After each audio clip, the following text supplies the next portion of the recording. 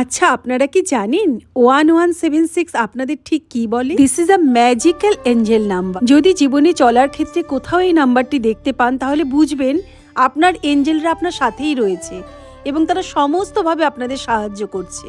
আর যদি সেটা দেখতে না পান তাহলে নিজেই ক্রিয়েট করুন। এই এঞ্জেলিক নাম্বারগুলো হয় ভীষণ পাওয়ারফুল, স্ট্রং ইউনিভার্স কানেকশন।